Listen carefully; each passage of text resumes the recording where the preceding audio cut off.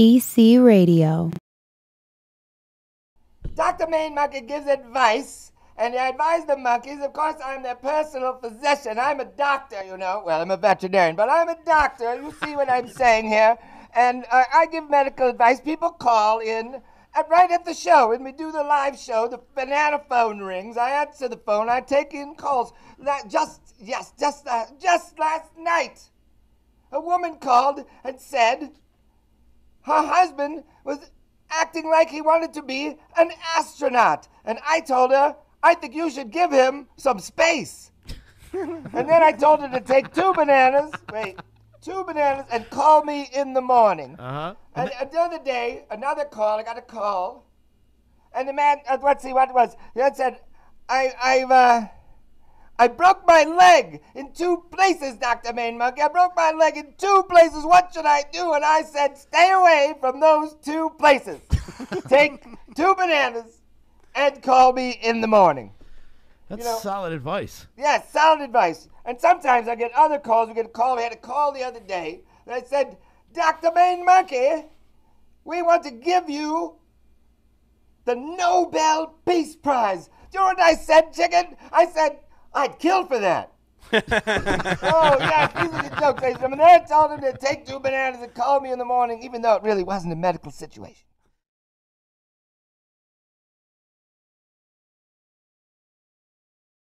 I've been, it's kind of talk about a crazy story. I think it was like 2006, did a bunch of gigs with Grace Potter. And she played a Flying V. She had an earlier Flying V at the time that had gotten damaged in travel, so she wasn't using it. And when we got done with we did like a little run together. I offered up my V, gave it to her.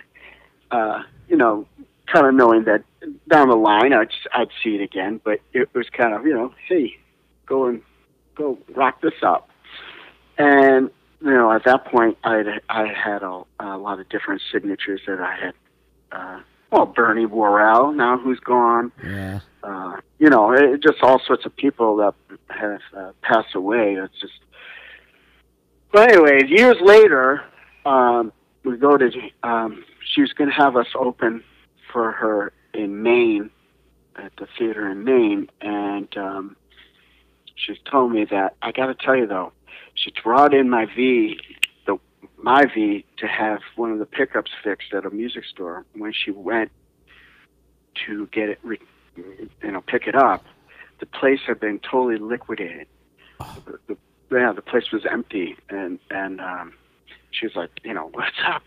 Where's my guitar? And they tracked it down, and they made a big stink about it. They got it back. And whoever had taken it out of the store had completely refinished the guitar to the original, original paint job. And the only reason why I even knew it was my guitar was that on the headstock, years ago, I had super glued a seashell to the headstock, and I could still see the blemish. I knew, that's the only way I knew it was mine. Really, because they changed the pickguard back to the original pickguard. I had customized that. Like I said, it looked like a brand new V, but with every signature gone that I had collected over the years, it was nuts, And of course, she felt bad about the whole thing. And then that night, she had me up, to sing a song with them. And before I got off the stage, she grabs me and she kind of told the audience the story. And out of the corner of my eye, I see her guitar tech walking out. And he's got one of her signature model Flying V's, Gibson Flying V's. She hands it to me, and on the back of it, she did a painting of me a likeness of me coming out of a pair of moon boots with my goggles on, and the whole thing. It was, it was incredible. So that one hasn't left the house. That's that's my little I was going to say, treasure. She owes you a duet, like record a duet with you. No, that was so nice, and I got my V back. So now what I had, well, while she was out on the road with, she got Neil Young and Willie Nelson to sign it. It was crazy. But so now I have been just recollecting, and the back looks like it did back in the day. It's not the same signatures, of course. The only one that's now signed the guitar twice is Steve Kimmott. Nice. Yeah. So what made you have people sign the Flying V? What was your reasoning behind that? Or just like, screw it, let's just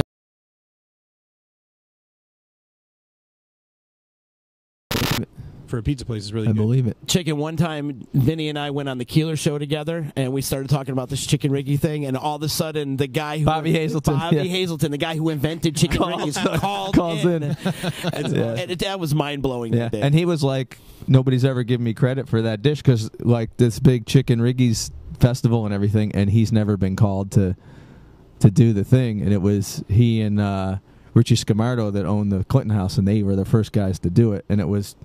They just did it because they had poker night on like Tuesday nights or something, and at like 9 or 10 o'clock when they shut the restaurant, everybody come in, they'd be hungry, and he just throw shit together. And that was one of the things he threw together, and everybody was like, hey, you're going to make that again next week? And that's when it didn't, I don't think it ever made it on a menu at his place, but my dad was cooking it for us, in Clinton when he lived in Clinton, and we used to go visit him when we were like kids. So I've been eating that dish since 1982. If not sooner, right? If not sooner, yeah. So Joe Lode wants to know if I think I'm Dr. Evil. You look like Dr. Evil. You definitely do. But yeah, that was amazing that day. We were talking, and all of a sudden, he's like, Vinny, it's Bobby. And they reconnected, and did he come to the show afterwards? Or something? Well, we were playing, we were playing... at Saranac, I think? No, we were playing at... I think we were playing at... Oh, the Electric Company? I thought we were playing at Tiny's. It might have been for the jazz show because he came, and I remember he ordered a hamburger, and then he ate all our chicken riggies at the table because we ordered a couple things of it, and he sat there and ate it. But then I don't remember where we were playing. Maybe it was at the EC. Could have been the EC. But we went over and ate at Tiny's, I think, before. So my blackout years, so I can't really. I think it was EC actually.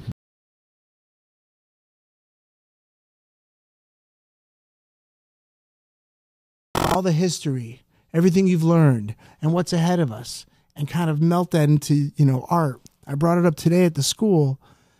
Jackson Pollock one morning woke up and threw paint. You're just splattering. And the whole art world called him a loser, a failure. Now you can't even afford to put his art on your wall. But before he threw the paint, he was a paint brusher.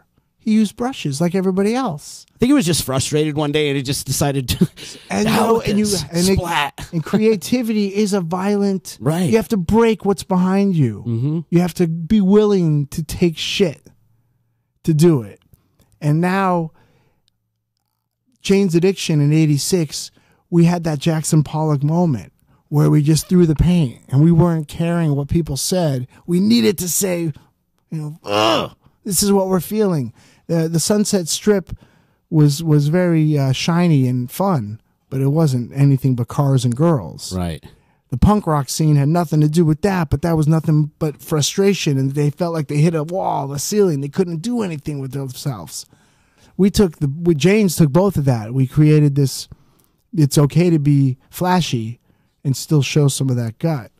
And I think that was my point today at the school was, honor yourself, have a great self-image because you are beautiful. You're ugly and beautiful. You're broken and beautiful. You don't know what to do, but you're beautiful. You're confused.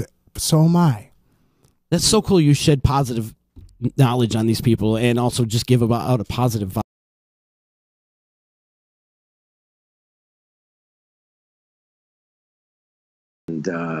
And then obviously I produced the games from 1988 to 2001. I was the Cubs radio producer, so I was in charge of Harry Carey, Tom Brenneman, Ron Sano, Pat Hughes, and had to produce their stuff. That's incredible.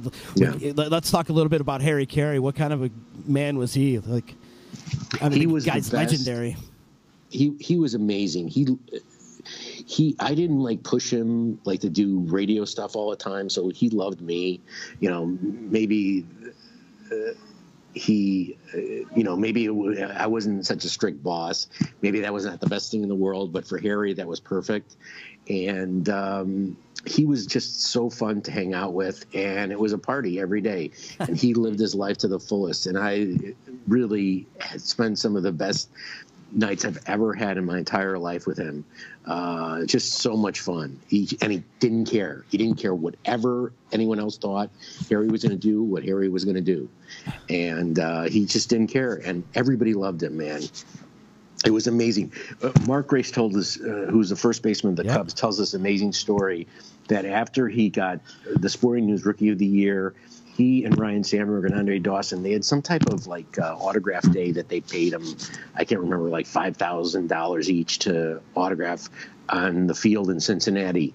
And Mark had a really long line, and there were 3 top guys for the Cincinnati Reds.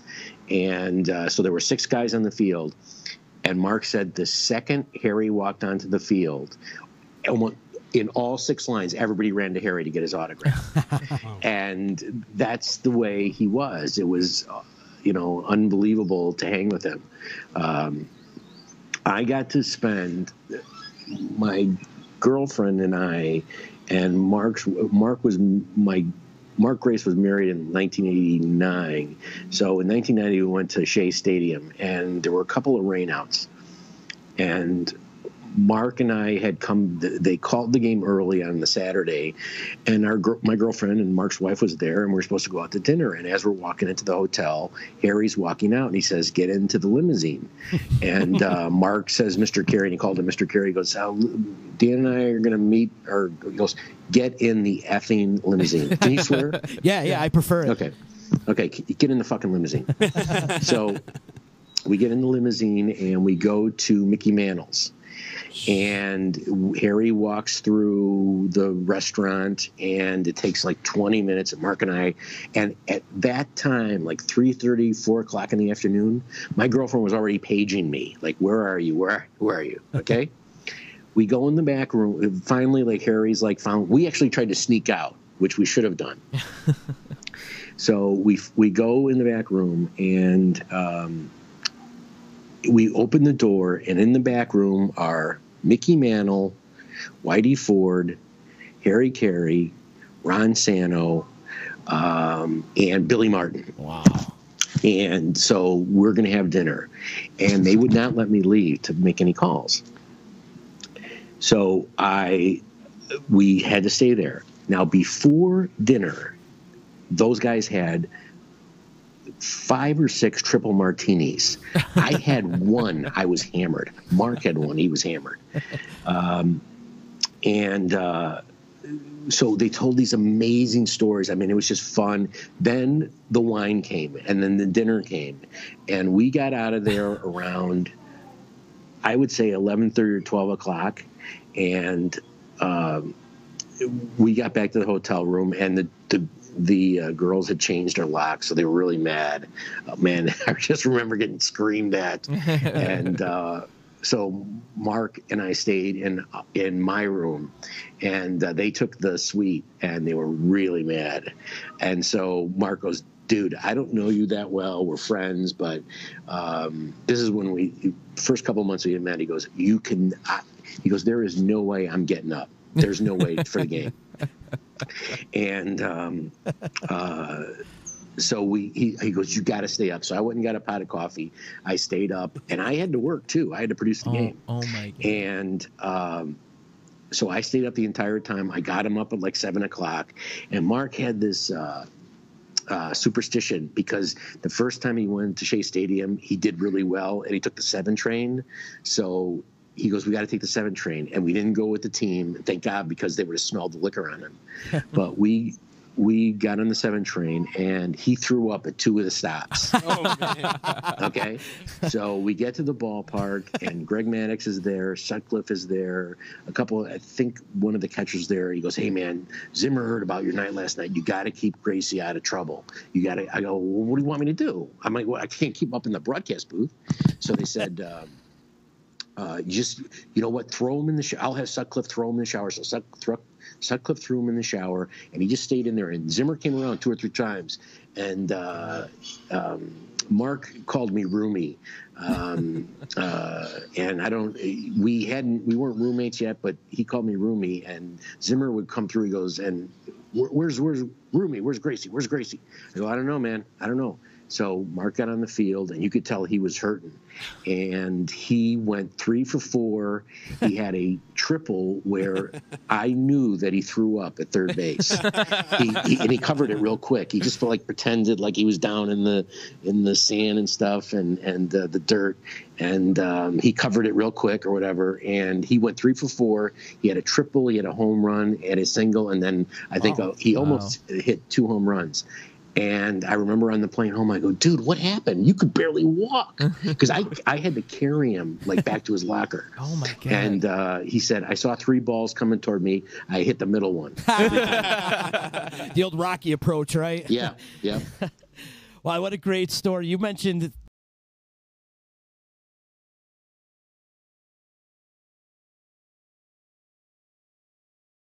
college, and then my real life college, was working at the Stanley and seeing and learning how these productions tour, how they work, how they do everything, working in a venue, the proper way to do stuff.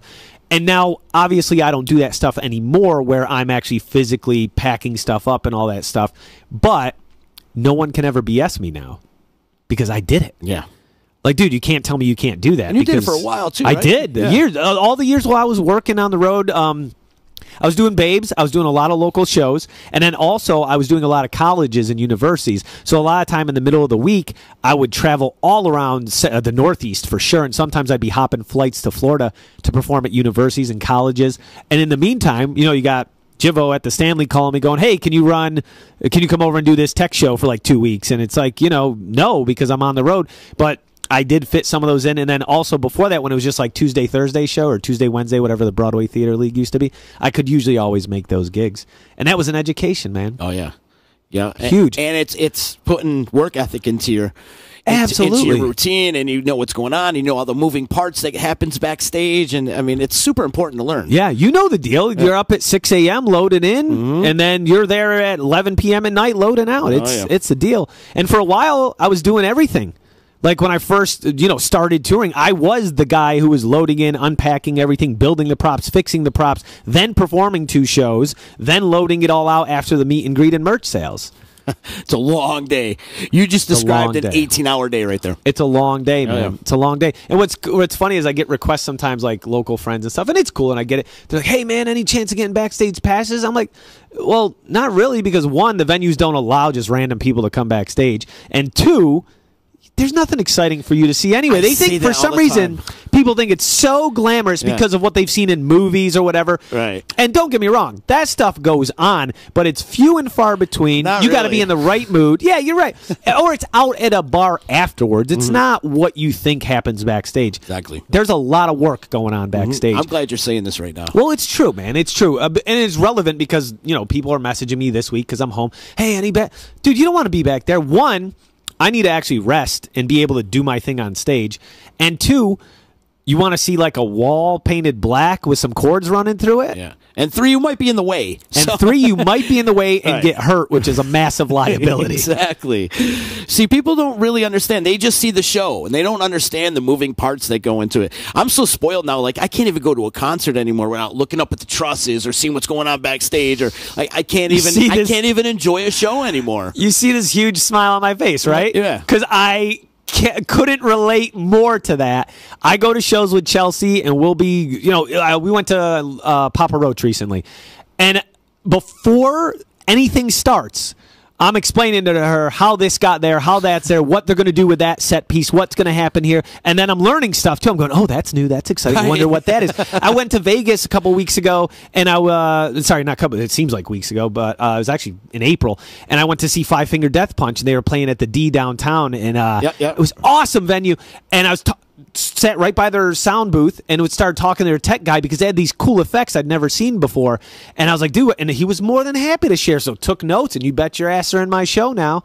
Like, that's how you learn, right? Exactly. It's unreal, man. Take a little bit from here and take a little bit from there. Yeah. So, But same thing. I can't enjoy. I mean, I do enjoy the